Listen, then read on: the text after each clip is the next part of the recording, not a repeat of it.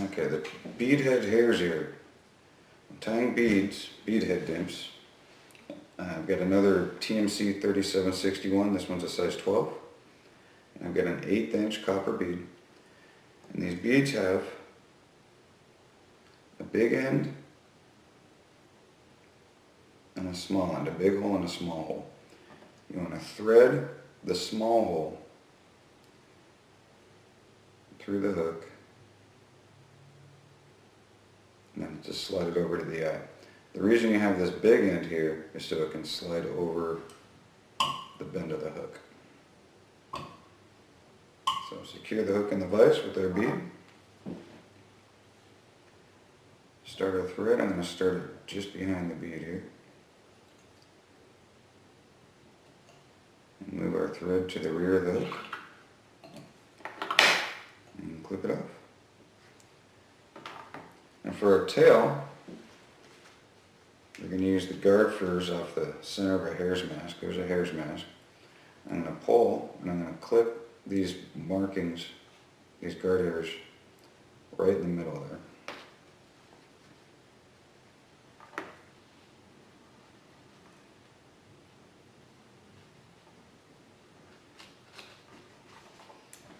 So when I clip it,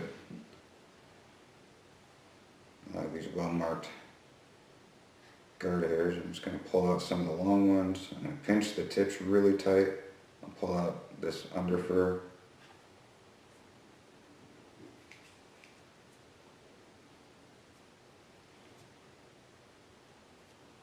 And use this for my tail. So, move it to the back of the hook. I want it just short of the hook shank, about half of the hook shank. Move it to the rear, switch my hands, and tie it in.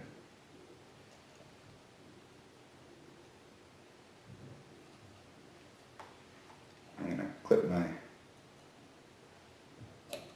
excess fur,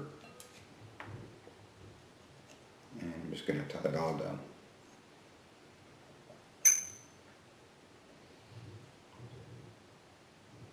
And for a rib, we're going to be using mylar tinsel. Mylar's pretty cool stuff.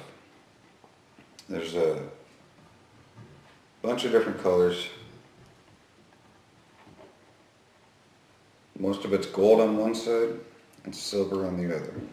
So since this is a gold rib hares here, we're going to want the gold to be showing. So if you want the gold to be showing, you tie it silver side up.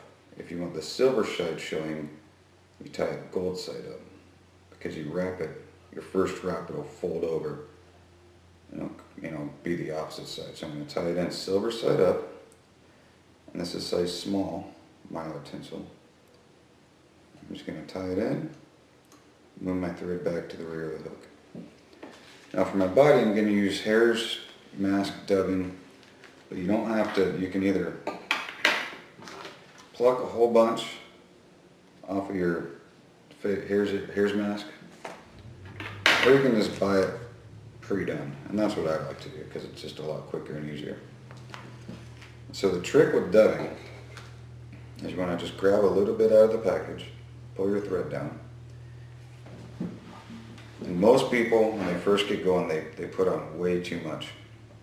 And you don't need that much. You can see I've got my little clump here, and I can spread it out on the hook, and then roll it with my fingers, one direction, nice and tight, and work down my thread. You just want to put a little bit on at a time until you get comfortable with being able to eyeball how much you need, because it's a lot easier to add more than it is to take off too much. So once I have it dubbed on my thread,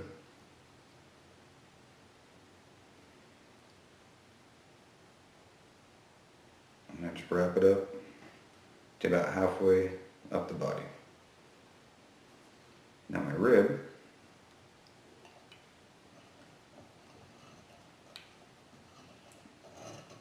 I'm just going to rib it and then tie it off. So I got about 3 turns in here for my rib. You don't want to cover up all of this. You want some of that fur to be in there to kind of create that buggy look, and clip off the excess. So now we're back to where we were at the pheasant tail. We've got our body and our tail done, we just need to do the thorax with the wing case. For the wing case, I'm going to be using Ozark turkey quill.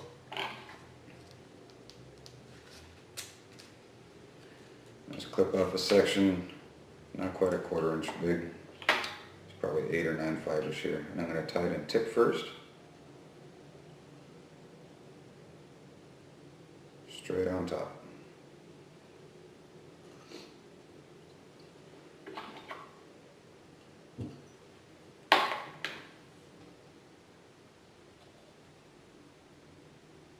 Okay, get it all nice and tied down.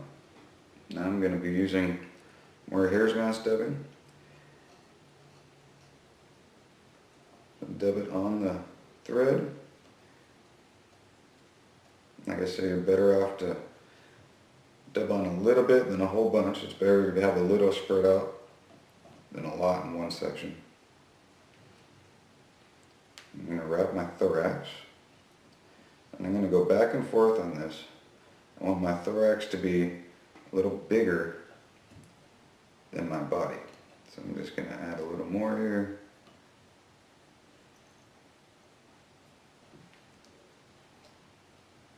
Until I get it to where I want it. And the more you tie these, and actually the more you fish them, you just kind of find out what you like, how big you like it. I just like mine just barely bigger. So now I've got that dubbed, I'm going to move the thread to just behind the bead.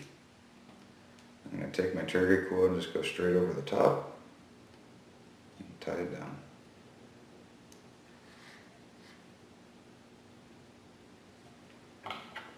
Clip it nice and close.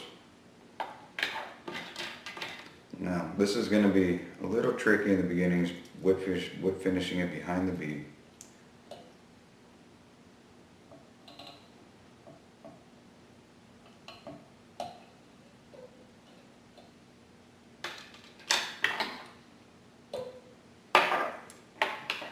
Clip your thread, and the last step is I'm just going to take my bodkin here. I'm just going to rough up the thorax a little bit. Pick it out. And that'll give the impression of legs and just substance for this thorax right here. This fly will imitate everything from smaller stoneflies to mayflies to everything. So there you have it, completed gourd hares here.